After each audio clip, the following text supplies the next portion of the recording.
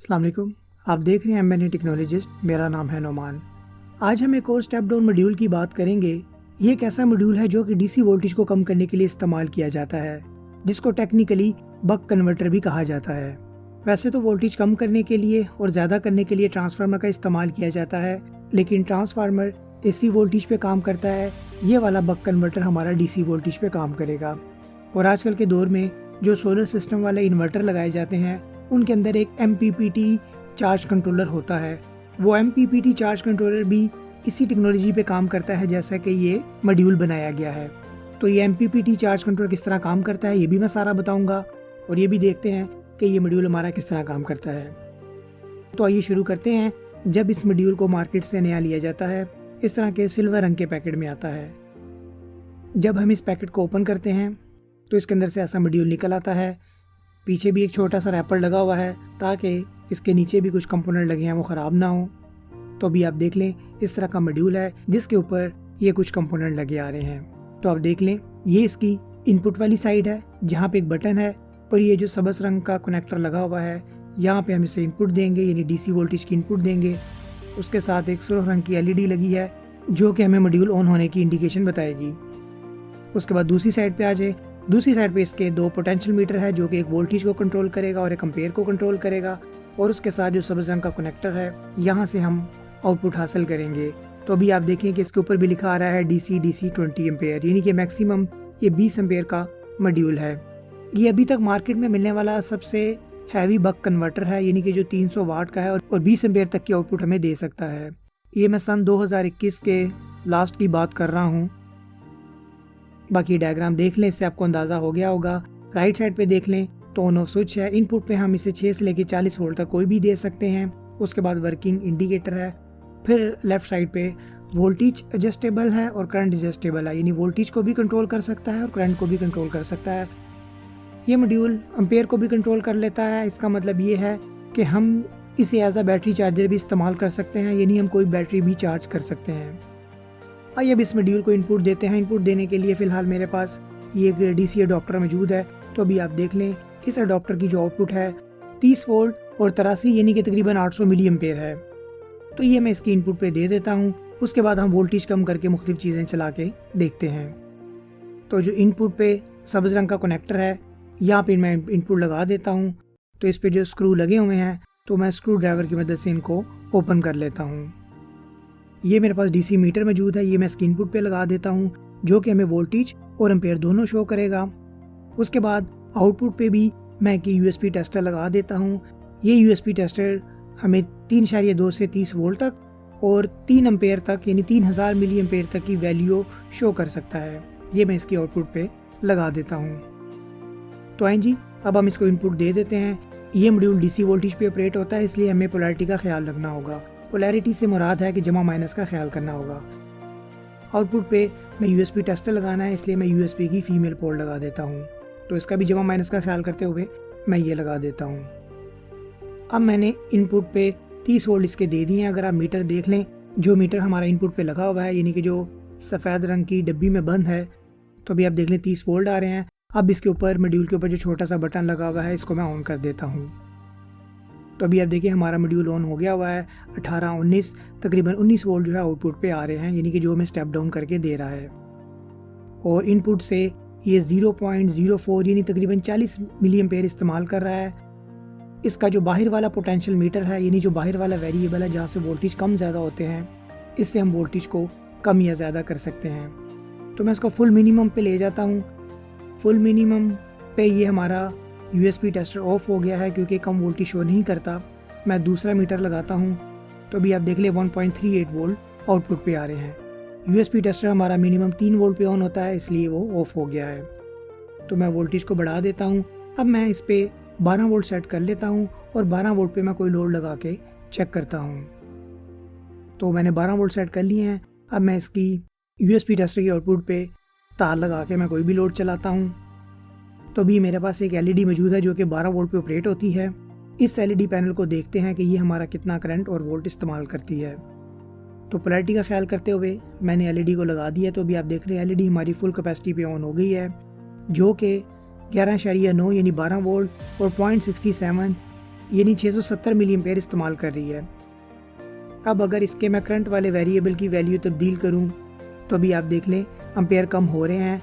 Ampere कम होने की वजह से वोल्टेज भी ड्रॉप हो गए हैं, जिसकी वजह से 10 वोल्ट रह गए हैं क्योंकि लोड ज़्यादा है। और अगर मैं एम्पेयर को मैक्सिमम कर दूं तो ये आप देख लें 0.70 यानी 700 मिली एम्पेयर तक ये जा रहा है, उससे ज़्यादा नहीं हो रहे।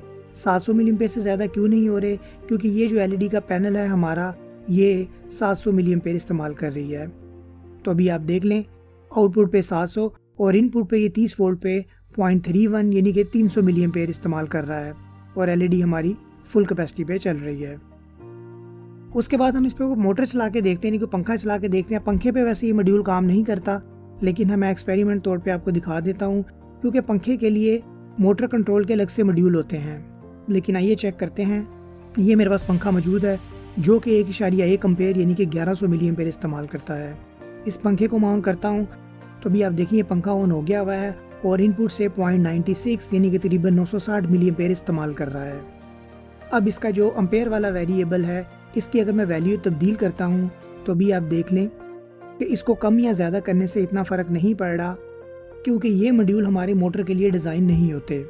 मोटर के लिए अलग से मॉड्यूल होते हैं। आने वाले वक्त में मैं उस पर वीडियो बनाऊँगा, उस मॉड्यूल का लिंक मैं डिस्क्रिप्शन में दे दूँगा। तो अभी आप देख लें पंखा अपनी फुल स्पीड पे चल रहा है और 950 यानी कि तकरीबन 1000 मिली एम्पेयर ये इस्तेमाल कर रहा है। अब हम इसमें थोड़ा हैवी लोड लगाते हैं तो मेरे पास ये पावर बैंक मौजूद है जिससे हमारा लैपटॉप भी ऑन हो जाता है। तो इसको चार्ज करने के लिए 19 वोल्ट की ज़रूरत होती है। तो मैं इस मॉड्यूल को 19 वोल्ट पे सेट कर देता हूँ। 19 वोल्ट पे सेट करने के बाद मैं इसको चार्जिंग लगाता हूँ तो अभी आप देखें कि हमारा पावर बैंक चार्ज होना स्टार्ट हो गया हुआ है और 2.00 यानी कि 2 एम्पेयर, इसका मतलब है कि 2000 मिली एम्पेयर ये हमारा पावर बैंक इस्तेमाल कर रहा है। अब आप ये देखें कि इनपुट पे 30 वोल्ट पे 1300 मिली एम्पेयर इस्तेमाल कर रहा है और आउटपुट पे हमें ये 2000 मिली एम्पेयर दे रहा है। 2000 इसलिए दे रहा है क्योंकि हमारा पावर बैंक डिज़ाइन ही 2000 मिली एम्पेयर पे है। अगर मैं एम्पेयर कम करता हूँ तो अभी आप देखें वोल्टेज भी ड्रॉप हो जाते हैं और अगर मैं मैक्सिमम एम्पेयर कर दूँ तो ये 2 पे रहता है यानी 2000 मिली एम्पेयर पे रहता है क्योंकि इस पावर बैंक के अंदर एक सर्किट मौजूद है जो कि 2000 मिली एम्पेयर तक की बैटरी को चार्ज करता है। अगर मैं वाट यानी पावर चेक करूं तो इस टाइम 37.7 यानी कि 38 वाट पे ये हमारा पावर बैंक चार्ज हो रहा है। उसके बाद मेरे पास एक प्रोजेक्टर मौजूद है। इस प्रोजेक्टर को 12 वोल्ट और 2 एम्पेयर की ज़रूरत है यानी 25 वाट का है। इस प्रोजेक्टर को ऑन करते हैं तो मैंने 12 वोल्ट पे मॉड्यूल को सेट कर लिया है और इस प्रोजेक्टर को मैं ऑन करता हूँ तो अभी आप देख लें 1.79 1.80 यानी कि तकरीबन 1800 मिली एम्पेयर इस्तेमाल कर रहा है। तो अगर मैं इसकी पावर चेक करूं तो 21 वाट पे ये हमारा प्रोजेक्टर ऑन है। अगर मैं इसके एम्पेयर कम करना स्टार्ट करता हूं तो एम्पेयर कम होता है, इससे हमारे वोल्टेज भी ड्रॉप हो जाते हैं और जो प्रोजेक्टर का लैंप है यानी प्रोजेक्टर की जो मेन LED है उसकी रोशनी भी कम हो जाती है। उसके बाद मेरे पास एक गूगल असिस्टेंट का स्पीकर मौजूद है।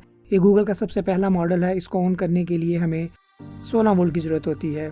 तो मैं इसका 16 वोल्ट पे ले आता हूँ, बाहर का कवर भी उतार देता हूँ और उसके बाद स्पीकर को ऑन करता हूँ। तो अभी आप देखिए हमारा ये स्पीकर ऑन हो गया हुआ है। तो मैंने म्यूज़िक प्ले किया हुआ है, आपको स्पीकर के पर्दे की वाइब्रेशन से अंदाज़ा हो रहा होगा। अब आप ये देखिए कि 16 वोल्ट स्टेबल रहते हैं, लेकिन म्यूज़िक के साथ साथ एम्पेयर यानी कि जो करंट है वो तब्दील होता रहता है। लेकिन इस मॉड्यूल में ये ख़ास बात है कि ये हमारे वोल्टेज को कम नहीं होने दे रहा।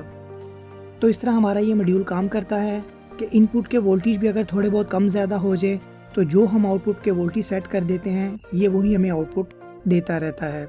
आउटपुट पे लोड हो यानी कि एम्पेयर कम ज़्यादा हो रहे हों, फिर भी ये मॉड्यूल कोशिश करता है कि वोल्टेज को स्टेबल रहे।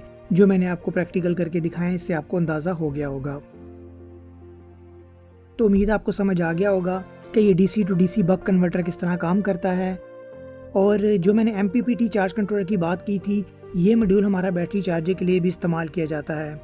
जैसा कि अगर आप 12 वोल्ट की बैटरी चार्ज करें और इसकी इनपुट पे आप 300 वाट का सोलर पैनल लगा दें। 300 वाट का सोलर पैनल नॉर्मली 40 वोल्ट देता है, वो 40 वोल्ट इस मॉड्यूल की इनपुट पे दे दें। उसके बाद इस मॉड्यूल को आप 14.2 पे सेट कर लें और एम्पेयर को मैक्सिमम कर दें, तो ये मॉड्यूल आपका बैटरी चार्ज करता रहेगा। जब 12 वोल्ट की बैटरी फुल हो जाएगी यानी 14.2 वोल्ट पे हो जाएगी, उसके बाद ये चार्जिंग उसकी बंद कर देगा। बंद तो नहीं करेगा, जब 14.2 वोल्ट हो जाएंगे तो बैटरी फिर मज़ीद करंट इस्तेमाल नहीं करेगी। तो इस तरह इसे आप एज अ चार्जर भी इस्तेमाल कर सकते हैं। बाकी मैं कुछ और भी बक कन्वर्टर्स पे वीडियो बना चुका हूँ। आप YouTube की प्ले लिस्ट में जाएँ और वहाँ पे DC to DC step down का एक प्ले लिस्ट है, उसके अंदर सारे मॉड्यूल मौजूद हैं, आप वो भी देख लें। बाकी इस मॉड्यूल के हवाले से मज़ीद आप कुछ पूछना चाहते हैं तो कमेंट में पूछ लें। आने वाले वक्त में हम मज़ीद टेक्नोलॉजी पे बात करेंगे। इसके लिए मेरे चैनल को सब्सक्राइब करें। आपका देखने और सुनने का बहुत शुक्रिया।